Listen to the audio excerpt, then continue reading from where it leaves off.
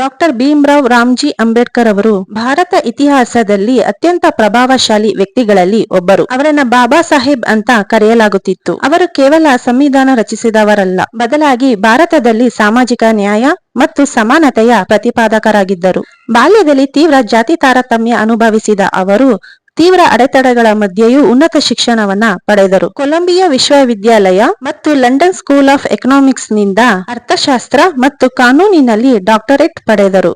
ದಲಿತರ ಹಕ್ಕುಗಳಿಗಾಗಿ ಮೂಕನಾಯಕ ಮತ್ತು ಬಹಿಷ್ಕೃತ ಭಾರತ ಎಂಬ ಪತ್ರಿಕೆಗಳನ್ನ ಪ್ರಾರಂಭಿಸಿದರು. ಭಾರತ ಸ್ವಾತಂತ್ರ್ಯದ ನಂತರ ಡಾಕ್ಟರ್ ಬಿ.ಆರ್. ಅಂಬೇಡ್ಕರ್ ಅವರು ಭಾರತದ ಮೊದಲ ಕಾನೂನು ಮಂತ್ರಿಯಾದರು ಮತ್ತು ಸಂವಿಧಾನ ರಚನಾ ಸಮಿತಿಯ ಅಧ್ಯಕ್ಷರಾಗಿ ಕಾರ್ಯನಿರ್ವಹಿಸಿದರು. ಅವರು ರಚಿಸಿದ ಸಂವಿಧಾನವು ಸಮಾನತೆ, ಸ್ವಾತಂತ್ರ್ಯ ಮತ್ತು ಭ್ರಾತೃತ್ವದ ತತ್ವದ ಮೇಲೆ ಆಧಾರಿತವಾಗಿದೆ. ಭಾರತ ಸಂವಿಧಾನದ ಕರಡು ಸಮಿತಿಯ ಅಧ್ಯಕ್ಷರಾಗಿ ಸಂವಿಧಾನದಲ್ಲಿ ಅಸ್ಪೃಶ್ಯತೆಯನ್ನು ನಿರ್ಮೂಲನೆ ಮಾಡುವ ಮತ್ತು ದಲಿತರಿಗೆ ಮೀಸಲಾತಿ ನೀಡುವ ಅಂಶಗಳನ್ನ ಅಳವಡಿಸಿದರು. ಮನುಸ್ಮೃತಿಯು ಅಸ್ಪೃಶ್ಯತೆ ಮತ್ತು ಮಹಿಳೆಯರ ಮೇಲಿನ ಶೋಷಣೆಯನ್ನ ಸಮರ್ಥಿಸುತ್ತದೆ ಎಂಬ ಕಾರಣಕ್ಕೆ ಡಾಕ್ಟರ್ ಬಿ.ಆರ್. ಅಂಬೇಡ್ಕರ್ ಅವರು ಡಿಸೆಂಬರ್ 25, 1927ರಂದು ಮಹಗಢ ಸತ್ಯಾಗ್ರಹ ಸಂದರ್ಭದಲ್ಲಿ ಮನುಸ್ಮೃತಿಯನ್ನ ದಹಿಸಿದರು. ಈ ದಿನವನ್ನು ದಲಿತರು ಮತ್ತು ಸಮಾನತಾವಾದಿಗಳು ಪ್ರತಿ ವರ್ಷ ಮನುಸ್ಮೃತಿ ದಹನ ದಿನವೆಂದು ಆಚರಿಸುತ್ತಾರೆ. ಅದೊಂದು ಕಾಲವಿತ್ತು, ಸದಾ ಮೇಲ್ವರ್ಗದವರು ದಲಿತರು ಮತ್ತು ಅಸ್ಪೃಶ್ಯರನ್ನ ಸದಾ ಶೋಷಿಸುತ್ತಲಿದ್ದರು. ಕೇವಲ ಅಸ್ಪೃಶ್ಯತೆ ಅಲ್ಲದೆ ಕುಡಿಯುವ ನೀರಿಗೂ ಸಹ ನಿರ್ಬಂಧವನ್ನ ಹೇರುತ್ತಿದ್ದರು.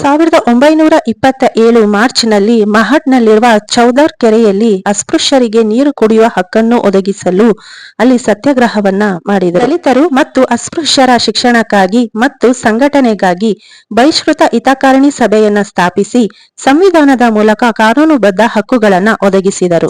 1930ರಲ್ಲಿ ನಾಸಿಕ್ನ ಕಲಾರಾಮ್ ದೇವಾಲಯಕ್ಕೆ ದಲಿತರ ಪ್ರವೇಶಕ್ಕಾಗಿ ಹೋರಾಟವನ್ನ ಮುನ್ನಡೆಸಿದರು. ಇದು ಸಮಾನತೆಯ ಹಕ್ಕಿಗಾಗಿ ನಡೆದ ಪ್ರಮುಖ ಚಳುವಳಿಯಾಗಿತ್ತು. ಶಿಕ್ಷಣ, ಸಂಘಟನೆ ಮತ್ತು ಹೋರಾಟ ಎಂಬುದು ಬಿ.ಆರ್. ಅಂಬೇಡ್ಕರ್ ಅವರ ಮಂತ್ರವಾಗಿತ್ತು. Doctor B R. ಅಂಬೇಡ್ಕರ್ ಅವರು ತಮ್ಮ ಜೀವನವಿಡೀ ಶೋಷಿತರ ಏಳಿಗೆಗಾಗಿ ಶ್ರಮಿಸಿದರು. ಅವರನ್ನ ಭಾರತ ರತ್ನ ಪ್ರಶಸ್ತಿಯೊಂದಿಗೆ ಗೌರವಿಸಲಾಗಿದೆ. ಅವರ ವಿಚಾರಗಳು, ವಿಶೇಷವಾಗಿ ಶಿಕ್ಷಣ ಪಡೆಯಿರಿ, ಸಂಘಟಿತರಾಗಿ ಮತ್ತು ಹೋರಾಡಿ ಎಂಬ ಕರೆಗಳು ಇಂದಿಗೂ ನಮಗೆ ಸ್ಫೂರ್ತಿಯಾಗಿದೆ. ಜಾತಿ ಪದ್ಧತಿಯನ್ನು ಸಂಪೂರ್ಣವಾಗಿ ವಿರೋಧಿಸಿ ಸಮಾನತೆ ಆಧಾರದ ಬೌದ್ಧ ಧರ್ಮಕ್ಕೆ ಮತಾಂತರಗೊಳ್ಳುವುದರ ಮೂಲಕ ತಮ್ಮ ಹೋರಾಟವನ್ನ ಅಂತಿಮ ಘಟ್ಟಕ್ಕೆ ಕೊಂಡೊಯ್ದರು. Doctor B R. ಅಂಬೇಡ್ಕರ್ ಅವರ ಹೋರಾಟ ಕೇವಲ ದಲಿತರ ವಿಮೋಚನೆ ಅಲ್ಲದೆ ಸಮಾನ ಭಾರತವನ್ನ ನಿರ್ಮಿಸುವ ಗುರಿಯನ್ನ ಹೊಂದಿತು. ಈ ಮಾಹಿತಿ ನಿಮಗೆ ಇಷ್ಟ ಆಗಿದ್ದರೆ ವಿಡಿಯೋಗೆ ಒಂದು ಲೈಕ್ ಮಾಡಿ ಮತ್ತು ಈ ವಿಡಿಯೋವನ್ನ ನಿಮ್ಮ ಸ್ನೇಹಿತರಿಗೂ ಶೇರ್ ಮಾಡಿ.